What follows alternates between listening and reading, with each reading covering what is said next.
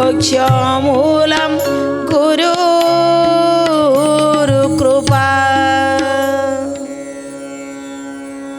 नमस्कार दर्शक बंधु, प्रार्थना लाइफ भिन्न स्वादर शिक्षा भित्तिक जुगोपयोगी नूतन कार्यक्रम प्रज्ञा पुराणर पवित्र अगणा को आपण मानकर दिव्य चेतना को सुस्वागत।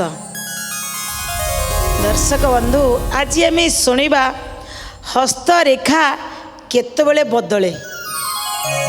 आज्ञा केत कौन बदल जी अधिका परिश्रम कर हाथ भेंडी भेंडी पड़ी पूरा शिर फिर टे जो आम रेखा गुड़ा बदली जाऊँगी नहले आज्ञा जल पड़ा हो गले बदली जीव कौन। अच्छा, माने अधिक काम कले नहीं, तुम कथार भी सहमति अच्छी। तुम्हें कहल जे काम करी हाथ में आड़ू साड़ू रेखा पुलाई गार पड़ीज ना जली गले पोड़ी गले आउ टे रेखा लंबी जीव। दर्शक बंधु, ये आजिकल मॉडर्न पिलांकर सडन बुद्धि। कहले हाथ जली पड़गले रेखा ओरा टे एपट सेपट माड़ीज। किंतु दर्शक बंधु, ता कथा भितर भी सुमन भाई कथा भितर भी कथा अच्छी। आमे भी ता भितर उत्तर पाइबा शेष रे। हस्तरेखा केतबले बदले। आमे बेले बेले हाथ रेखा देखी था, देखिले मो हाथर रेखा कौन कहूँ, केबे गवर्नमेंट चाकरी मिलियो, केबे मो घर करी गोटे गाड़ी आसो, केबे देखिले हाथर रेखा कहब। किंतु ये रेखाटा बदल केतबले। दर्शक बंधु, रेखा कौन बदले? हाँ बदले। केतबले? ये कथारे अच्छी परा, शेष को गले जानिबा। ता पूर्वर आसतु आमे भी टिके किछि समय पई ए प्रज्ञा पुराण रे हजि जिबा। प्रज्ञा उपनिषद कथा प्रज्ञा पुराण व्यवस्था। प्रज्ञा उपनिषद कथा प्रज्ञा पुराण व्यवस्था। प्रज्ञा उपनिषद कथा प्रज्ञा पुराण व्यवस्था। प्रज्ञा उपनिषद कथा प्रज्ञा पुराण व्यवस्था। भारतीय संस्कृति परंपरा विश्व दरबारे हुए टिलोड़ा। विश्व दरबारे हुए टिलोड़ा। विश्व दरबारे हुए टिलोड़ा। आस्था संकट उपचार पाई प्रज्ञा पुराण टी शुणी भाई। प्रज्ञा पुराण टी शुणी भाई। प्रज्ञा पुराण टी शुणी भाई। हे मानव देवता प्रज्ञा उपनिषद कथा प्रज्ञा पुराण व्यवस्था। प्रज्ञा उपनिषद कथा प्रज्ञा पुराण व्यवस्था। प्रज्ञा उपनिषद कथा प्रज्ञा पुराण व्यवस्था। दर्शक बंधु, हाथर रेखा, ये रेखा भितरे अनेक थाए कथा जी आज्ञा हस्तरेखा विज्ञान जानी तांकु जଣା। आउ किछि अछंती जो माने ऊपर ऊपर किछि देखिकिरी कहि था, माने चट्टी बही पढ़ी कि ज्ञान बखाणंती। हाँ खाली टिके कोठी सुनी देले आज्ञा। बहुत एमिति अछंती जो माने एमती टिके सुनी किरी कहि दियन, ताटू सुनिले ए कथाटा कहि दिबी, आटू सुनिले ए कथाटा कहि दिबी। आज ए कथा भविष्य रे घटिब। से दिन धौम्य ऋषि तांकर से दूरवीक्षण जंत्र रे देखि पारि थिले आगु की एमिति आसीबो। बहुत सत सतिका जिनिस अछि, किंतु आकु मिछि मिछिका आखि मिटिका मरिया पई बहु लोक आसीबे। ए कथा को जानी थिले बोली से दिन धौम्य ऋषि, किंतु परम पूज्य गुरुदेव स्वतंत्र भाव में लिखिं हस्तरेखा विज्ञान सामुद्रिक शास्त्र। जो भितर ये हस्तरेखा विज्ञान आसी ता भितर मध्य अच्छी जो माने संपूर्ण जानिया चाहिए से जापर। किंतु टिके टिके देखिक अन्य जन को क्या कहवा कहीदे पारिबा। किंतु ये जो रेखाटा बदले केतबले। आज जड़े राजा को कहवाई उदाहरण रे राजा को केमिति तांकर मतिभ्रम घटी से कथा धौम्य ऋषि कहउचंदी। कौन कहउचंदी? कहउचंदी आत्मनं हि भ्रमाद स्माद्र आख्यादनान्यपि शोकान् भाग्यवादी किं वदन्ति श्रुत्वेषेतेषु वा पुनः देवेषु पुरुषेष्वेवं भविष्यत् वक्तृषु क्वचित् मुहूर्तस्यातिवादेन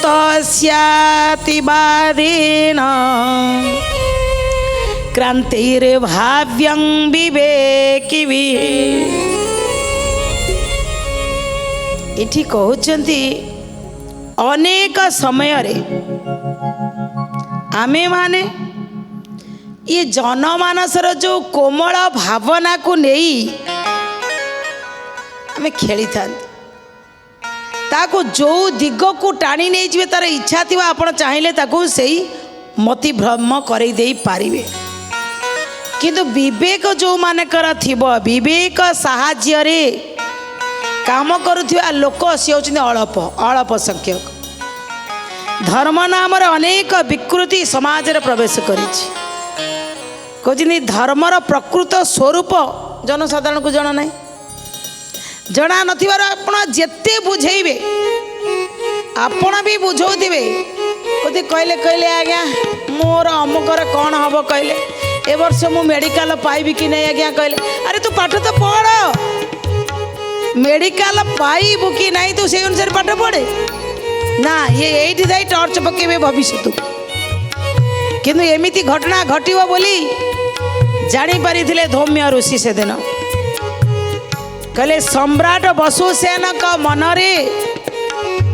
भारी यही प्रति विश्वास थिला ज्योतिष शास्त्र हो ग्रह नक्षत्र हो मुहूर्त विचार हो शुभ अशुभ हो भारी बसुसेन कर सही पटरे इंटरेस्ट थिला भारी इच्छा थिला भारी आग्रह थिला सब दिन कौन करती सी आगे मुहूर्त को देखिले बाहर घर शुभ मुहूर्त अशुभ मुहूर्त रे से कौ काम करें जे कौन सी काम करेंगे आज जीवी आज्ञा आहरी भी अनेक लोक अच्छा घर बाहर पूर्व आगे कौथे कोपटे निश्वास कोपटे निश्वास चली मु घर गोड़टा काढ़ी मुहूर्तटा कौन अच्छी से समय जीवी से मुहूर्त को भी चाह बही किंतु कर्म भी आउ किछि थिबो ये मुहूर्त सहित को माने देखिले जहाँकर आगे किछि काम नहीं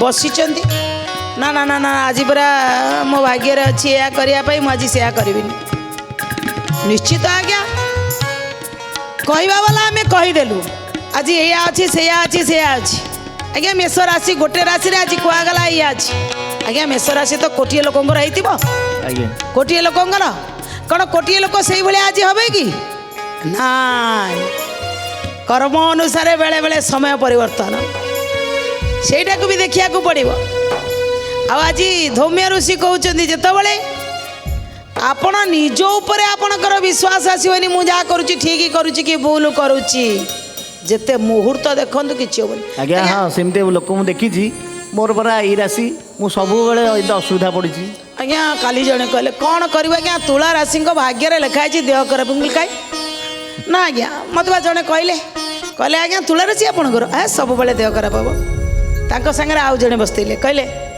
आज्ञा आज्ञा शनिवार जिते लोक जन्म हती तांकर तो आज्ञा दुर्भाग्य लिखाए ना मत बा जड़े कहले कहले शनिवार जन्म हो कि देखू देखू तो कहीदेले आउ कहले हाई रे दैव अरे तुम सियाड़े कहीं जाऊच कहले आप कहले आज्ञा कौन हम कहले ताकू छाड़ू कर्म केड़े बढ़िया करुँचे कहले आपण घरे जी कहले पुणी सी दी जन जाक नारी थिले आपण घरे पाटितुंड केते आपण घरे सकाल उठी गाधेइकरी ठाकुर पूजा केते आपणकर घरे चलता फिरता देवता सेवा होची केते एगुड़ा ठीक ठाक चलती तो चुप ये आसबेनि खाली चकमा चोर से कारण खाली मैंने टर्च पकेबे दूर रे तेणु आज कहते बसु से न कौन कले ना शुभ मुहूर्त देखी काम करती जदि आउ को राज्य को जय करार अच्छी बसुसेना भी बसी थे कहे रह जब शुभ मुहूर्त पड़ो मोर ए मास भल अच्छी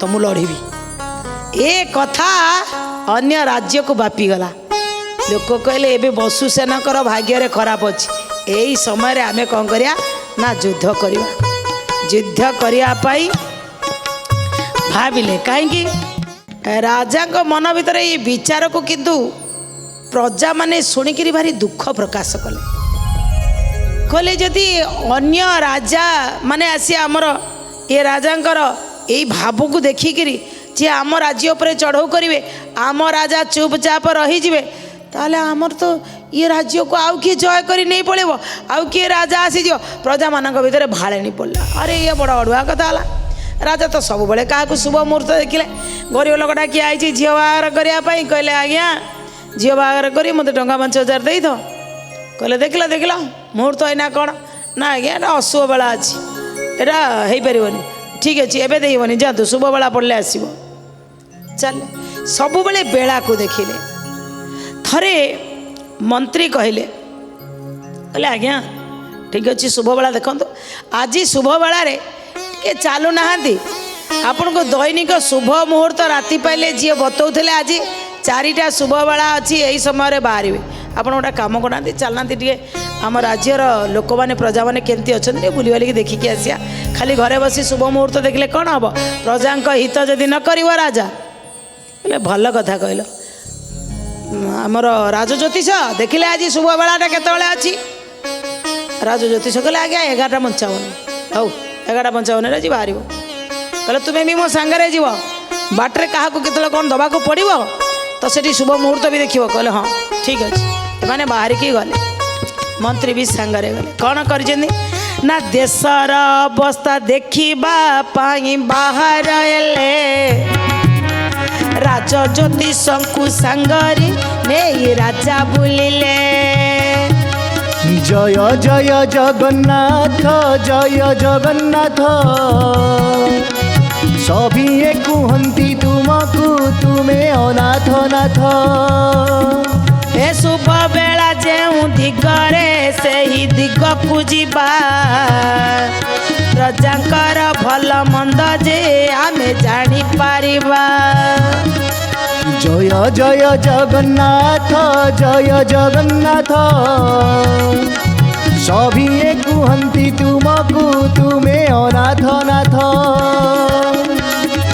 दर्शक बंधु ज्योतिष भी कहले जो पटु को दिगशूल अच्छी से दिग को जीवानी जो अशुभ अच्छी जीवानी ना से दिग को जीवानी जो पटे शुभ से ही पटु को आम जीवा जो आज जो दिगटा यात्रा शुभ से दिग को चल से दिग को गले से दिग को जाऊँच किछि बाट गला उतारू मंत्री आगे आगे चली राजा चली ज्योतिषी चली जिते देखिले जड़े ये जो दिग को जाऊँ आज ये दिग को यात्रा शुभ आर अपोजिट दिगटा हूँ अशुभ ये शुभ पटुरु जड़े कृषक अशुभ पटु को जाऊँला कौन ताकू सांगे सांगे राजा पचारे अच्छा ये जे कृषक जनक ये कहीं आड़ को जाऊँगी आज्ञा आपन किसी कहना कौन कहले ना कहते बाटरे देखिले कृषक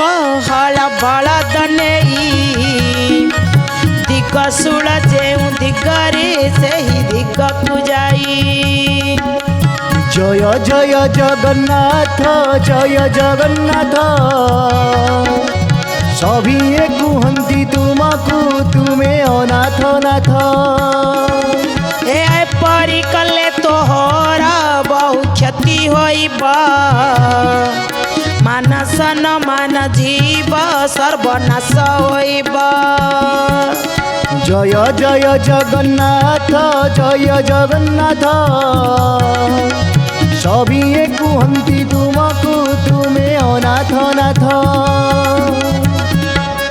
दर्शक बंधु जितेबले कृषक जन को देखीदेले हल बलद नहीं से दिग को जाऊँगी जो दिगरे दिगशूल अच्छी जो दिग को आज यात्रा निषेध से दिग को कृषक आज्ञा जाऊँगी राजा कहले ज्योतिष आज्ञा अरे ये मो राज्यर प्रजाति कहले हाँ अरे तार अमंगल हबरे तार सर्वनाश हो अरे तुम्हें ताको बंद कर ରାଜାଙ୍କର ଜ୍ୟୋତିଷ ଅଟକେଇ ଦେଲେ, ଏ ବାବା ରହିଯା କୁଆଡ଼େ ଯାଉଛ?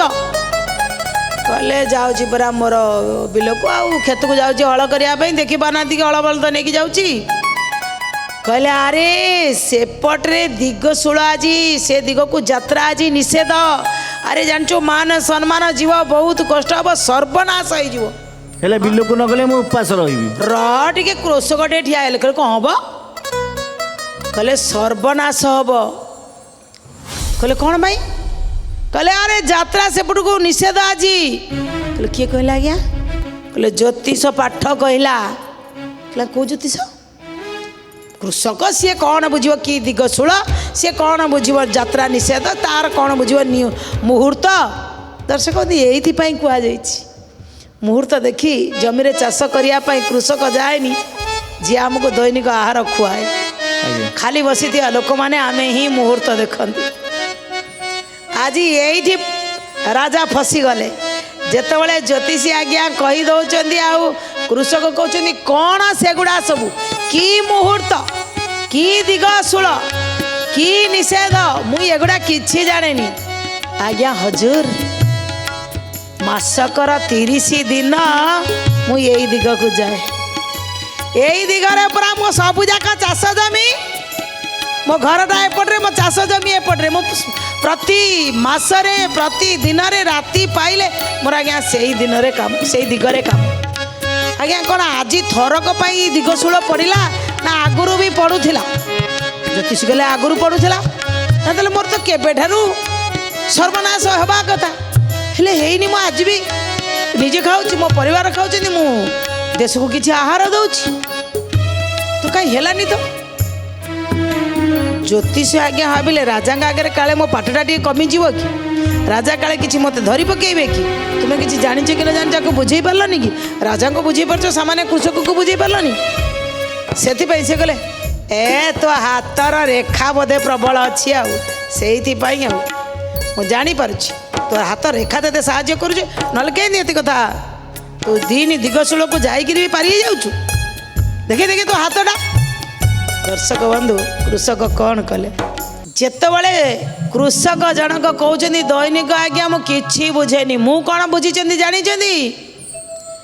କହିଲି ମୁଁ ବୁଝିଛି ମୋ କ୍ଷେତ ହେଉଛି ମୋର ସବୁଠାରୁ ମୂଲ୍ୟବାନ, ସିଏ ମୋତେ ଆହାର ଦିଏ, ସିଏ ମୋର ମାଟି, ସିଏ ମୋର ମା, ସିଏ ସବୁକିଛି। ମୁଁ ଆଜ୍ଞା ଏଗୁଡ଼ା କିଛି ଜାଣେନି, ମୁଁ ଖାଲି ଜାଣିଛି ଯଦି ମୁଁ କର୍ମ ବଢ଼ିଆ କରୁଛି ପେଟ ଉପସାର। ଆଜ୍ଞା ଯଦି ଆପଣଙ୍କ କଥା ସତ, ତାହେଲେ ଏ ଦିଗକୁ ମାସର 30 ଦିନ ସାରା ଯାଉଛି, କେବେଠାରୁ ମୋର ସର୍ବନାଶ ହେଇବ, ମୁଁ ମରିସାରନ୍ତିନି ପୁରା, ବଞ୍ଚିଛି କେମିତି? ଏବେ ଜ୍ୟୋତିଷ ଆଜ୍ଞା କହିଲେ ହାତର ରେଖା ବୋଧେ ପ୍ରବଳ ଅଛି, ହାତ ରେଖା ଥିଲେ ତତେ ସାହାଯ୍ୟ କରୁଛି। ଦେଖିଲୁ ଟିକେ ତୋ ହାତଟା। ରାଜା କହିଲେ ଆକୁ ବି ଜାଣିଛ କି? କହିଲେ ଆଉ ହାତର ରେଖାକୁ ଦେଖିକି ମୁଁ ପଢ଼ିପାରେ। ଦେଖା ତୁମେ ହାତ। କୃଷକ ଭାବୁଥିଲେ କାହିଁକି ମୁଁ ହାତ ଦେଖେଇବି ତୁମକୁ ମ, ହେଲେ ରାଜା ଅଛନ୍ତି। କୃଷକ କହିଲେ କ'ଣ ହେଲା ନା ତୁମ ହାତ ଟିକେ ଦେଖାଅ। କୃଷକ ତଳକୁ ଏମିତି କରିକି ହାତଟା ଦେଖେଇଲେ, କହିଲେ ଦେଖୁନ। ରାଗିଗଲେ ଜ୍ୟୋତିଷ, ହାତଟା ଯିଏ ଦେଖାନ୍ତି ସେ କ'ଣ ତଳକୁ ଦେଖାନ୍ତି, ତୁ ସିଧା ଦେଖାଉନୁ। କହିଲେ କାହିଁ ଭିକ ମାଗିବି ତମକୁ ହାତ ସିଧା ଦେଖେଇକିରି? ଆରେ ଯେଉଁମାନେ ଭିକ ମାଗନ୍ତି ସେମାନେ ଦୁଇ ହାତ ଅନ୍ୟକୁ ହାତ ପାତିଆ ପାଇଁ ଦେଖାନ୍ତି, ମୋର ତ ତମ ପାଖରୁ ଭିକ ନେବାର ନାହିଁ, ମୁଁ ଖଟିଲେ ଖାଇବି। ତ ରାଜା ହୁଅ ବା ଜ୍ୟୋତିଷ ହୁଅ, ତମେ ଯିଏ ହୁଅ, ମୁଁ ତମକୁ କାହିଁ ହାତ ଦେଖେଇବି? କହିଲେ ଆରେ ତୋ ହାତରେ କିଛି ରେଖା ତୋର ଭବିଷ୍ୟତ କଥା କହିଦେବ। ଏଇଠି ମୁଁ ସୋମନ ଭାଇଙ୍କ କଥାକୁ ଆସିଲି। ଜ୍ୟୋତିଷ କ'ଣ କଲେ ଜାଣିଛନ୍ତି? ତାଙ୍କର ବୁଦ୍ଧିକି ଦେଖନ୍ତୁ। କହିଲେ ହାତରେ ଯେ ସଦା ଶୁଭ କର୍ମ କରୁଣା ଥିବ, ତାହାର ରେଖା ସର୍ବଦା ପୁଣି ବଦଳୁଥିବ। ଜୟ ଜୟ ଜଗନ୍ନାଥ, ଜୟ ଜଗନ୍ନାଥ, ସଭିଏ କୁହନ୍ତି ତୁମକୁ ତୁମେ ଅନାଥ ନାଥ। ଏ କର୍ମ ନ କରିଣ ପ୍ରଭୁଙ୍କୁ ହାତ ପତାଉଥିବ, ଶୁଭ ଶୁଭ ଦେଖିବାକୁ ତାକୁ ସମୟ ଥିବ। ଜୟ ଜୟ ଜଗନ୍ନାଥ, ଜୟ ଜଗନ୍ନାଥ, ସଭିଏ କୁହନ୍ତି ତୁମକୁ ତୁମେ ଅନାଥ ନାଥ। ये ସତ୍କର୍ମ ଯେ କରୁଥିବ ଭାଗ୍ୟ ବଦଳାଇବ। ଭାଗ୍ୟବାଦୀ ମାନେ ତାହାକୁ ବିଶ୍ୱାସ କରୁଥିବ। ଜୟ ଜୟ ଜଗନ୍ନାଥ ଜୟ ଜଗନ୍ନାଥ ସବିଏ କୁହନ୍ତି ତୁମକୁ ତୁମେ ଅନାଥ ନାଥ। କେତେ ବଢ଼ିଆ କଥା କହିଦେଲେ। କହିଲେ ଯେଉଁ ହାତରେ ମୁଁ ରାତି ପାଇଲେ ଶୁଭ କର୍ମ କରୁଛି, ମୋର ଗୋମାତାକୁ ପିଆଇକିରି ତାକୁ ସଷ୍ଟମ କରି ଏଇ କ୍ଷେତ ଯେଉଁ ମାଟିରେ ଠିଆ ହେଇଛି, ଯେଉଁ ଜମିରେ ଠିଆ ହେଇଛି ସେଇଠି ମୁଁ ହଳ କରୁଛି। ଯେଉଁ ଧାନ ଆସିଲେ ଆପଣଙ୍କ ପେଟକୁ ଭାତ ଯାଉଛି, ମୁଁ ଯଦି ଆଜ୍ଞା ଶୁଭ ମୁହୂର୍ତ୍ତ ଦେଖିବି ଆପଣମାନେ ଖାଇପାରିବେ ତ? ଆଜ୍ଞା ଯେଉଁମାନଙ୍କର କିଛି କାମ ନାହିଁ, ସମୟ ଅଛି, ସେଇମାନେ ମୁହୂର୍ତ୍ତ ଦେଖନ୍ତି। କିନ୍ତୁ ଯିଏ ଆଜ୍ଞା କର୍ମ କରୁଥିବ ତାର ଭାଗ୍ୟ ରେଖା, ତାର ହସ୍ତର ରେଖା ବି ବଦଳିଯିବ। ମୋର ରେଖାର କିଛି ଆବଶ୍ୟକତା ନାହିଁ। ଆଉ ମୁଁ ସବୁବେଳେ କର୍ମକୁ ବିଶ୍ୱାସ କରେ। ମୁଁ ଭାଗ୍ୟବାଦୀ ନାହିଁ। ଯେଉଁମାନେ କର୍ମବାଦୀ ନୁହନ୍ତି, ଭାଗ୍ୟବାଦୀ, ଭଗବାନ କହନ୍ତି ପ୍ରଭୁ ଆଉ ଟିକେ ଦିଅ ନା, ପ୍ରଭୁ ଟିକେ କରୁଣା କର, କୃପା କର, ହାତ ପାତୁଥିବେ। ମୁଁ ହାତ ପାତିଲା ବାଲା ନୁହଁ, ମୁଁ କର୍ମ କଲା ବାଲା। ବୁଝିପାରିଲେ? ମୋ ପାଖରେ ସମୟ ନାହିଁ ବସିକିରି ଏଇ ମୁହୂର୍ତ୍ତ, ଏଇ ହାତ, ଏଇ ସମୟ ଏଗୁଡ଼ା ଦେଖିବାକୁ ସମୟ ନାହିଁ। ମୁଁ ଆଜ୍ଞା ଏତିକି ବିଶ୍ୱାସ କରିଛି, ମୁଁ ଏତିକି ବୁଝିଛି, ମୋ ପୃଥିବୀ ମାରେ ମୁଁ ମୋର ପ୍ରୟାସ କରିବି, ମୋର ପ୍ରୟୋଜନକୁ ସେଇଠି ଲଗେଇବି, ସିଏ ମୋତେ ଆହାର ଦେବ, ମୁଁ ଖାଇବି, ବିନ୍ଦାସ ରହିବି। ଆପଣଙ୍କୁ ହାତ ଦେଖେଇ ମୋର ରେଖାକୁ ଆପଣ କ'ଣ ବଦଳେଇ ଦେଇପାରିବେ? ମୋ ରେଖା ବଦଳେଇଲା ବାଲା ଉପରେ ବସିଛି। ଆପଣ କେବଳ ଦେଖିକିରି କହିପାରିବେ କିଛି ମୋର ହବାର ନାହିଁ। କହିଦେଇକିରି କୃଷକ ଚାଲିଗଲେ। ରାଜାଙ୍କର ନଟ ବଲ୍ଟକୁ ରାଜା ଟିକେ ଚିନ୍ତା କଲେ, ଆରେ ସାମାନ୍ୟ ଗୋଟେ କୃଷକ ମୋ ରାଜ୍ୟର ଆଜି ମୋତେ ବୁଦ୍ଧି ଶିଖେଇ ଦେଲା ଯେ ସିଏ କହିଲେ ମୁଁ ଯଦି କର୍ମ ବଢ଼ିଆ କରୁଛି, ଏ ମୁହୂର୍ତ୍ତକୁ ଦେଖିବି କ'ଣ, ଏ ରେଖାକୁ ଦେଖେଇବି କ'ଣ? ଏ ରେଖା ସତରେ ବଦଳିବ? ହଁ ବଦଳିବ। କେତେବେଳେ ବଦଳିବ ନା ଯଦି ମୁଁ ସତ୍କର୍ମ କରୁଛି, ବଢ଼ିଆ କର୍ମ କରୁଛି, ରେଖା ବଦଳିବ। ଯଦି କୁକର୍ମ କରୁଛି ରେଖା ବଦଳିବ। କୁକର୍ମର ରେଖା ତଳକୁ ତଳକୁ, ସତ୍କର୍ମର ରେଖା ସବୁବେଳେ ଉପରକୁ। ଦର୍ଶକ ବନ୍ଧୁ, ରେଖା ବଦଳିବ କେତେବେଳେ? କର୍ମ ଯୋଗ ଅନୁସାରେ ହେବ। ଦର୍ଶକ ବନ୍ଧୁ, ରାଜା ବୁଝିଗଲେ। ସେବେଠାରୁ କହିଲେ ଆଉ ଭାଇ ମୋର ମୁହୂର୍ତ୍ତ ଦରକାର ନାହିଁ, ମୋର ସମୟ ଦରକାର ନାହିଁ। ଭାଇ ମୁଁ ରାଜା, ପ୍ରଜାଙ୍କର ସେବା କରିବା ପାଇଁ ମୋତେ ରାଜା କରାଯାଇଛି, ମୁଁ ସବୁବେଳେ କାମ କରିବି। ଆଉ ଯେଉଁମାନେ ରାଜାଙ୍କର ରାଜ୍ୟକୁ ଆକ୍ରମଣ କରି ତାଙ୍କ ରାଜ୍ୟକୁ ନେବା ପାଇଁ ଚାହିଁଥିଲେ, କହିଲେ ଏବେ ମୁହୂର୍ତ୍ତ କିଛି ଦରକାର ନାହିଁ, ଏବେ ସିଧା ଯିଏ ଆକ୍ରମଣ କରିବା ଆମେ ପ୍ରତି ଆକ୍ରମଣ କରିବା। ଦର୍ଶକ ବନ୍ଧୁ, ଜୀବନ ମଧ୍ୟ ସେଇଭଳି। କେବେ ଏଇ ଛୋଟିଆ ଛୋଟିଆ କଥାକୁ ଅନେଇକିରି ନ ବସି ଆମ କର୍ମ କରି ଚାଲିବା, ଭାଗ୍ୟ ଆପଣା ଛାଏଁ ବଦଳିବ। ଏ କାମନାର ସହିତ ଆଜିର କଥାକୁ ଆମେ ଏଠି ରଖୁଛୁ। ସୁଖାବସାନେ ତିଦମେବ ସାରମ୍, ଦୁଃଖାବସାନେ ତିଦମେବ ଗେୟମ୍, ଦେୟାବସାନେ ତିଦମେବ जाप्यं। गोविन्द दामोदर माधवेति, गोविन्द दामोदर माधवेति। श्रीकृष्ण गोविन्द हरे मुरारे, हे नाथ नारायण वासुदेव। जिह्वे पिबस्व मृतमेतदेव, गोविन्द दामोदर माधवेति, गोविन्द दामोदर माधवेति, गोविन्द दामोदर माधवेति। दर्शक बंधु, विदाय नवा पूर्वर से अमूल्य कथाटी। दर्शक बंधु, आम मनीष होकर जन्म होती, प्रथमे अन्यर दोष देखा पूर्वर आगे निज भीतर दोष को खोजिया को पड़ो, सेगुड़ी दूर करने सब बड़े मु संघर्ष करी। मो भीतर ये दुर्गुण अच्छी, मो भीतर ये दोष अच्छी, या छाड़ी जिते संघर्ष करी ना, मो दुर्गुण को हटेकरी मो भीतर सुगुण को भरी पारि। जो दिन सुगुण आम भीतर आसीज ना, मानविकता गुण आमरी पाखे ही आसी पहुँचब, से दिन जुग बदलिया पे कम समय रहा। दर्शक बंधु, कामनार सहित आज कथा का मेटी रखुच। रचु नमस्कार। ଶ୍ରୀମଦ୍ ପ୍ରଜ୍ଞା ପୁରାଣାୟ ନମୋ ନମଃ।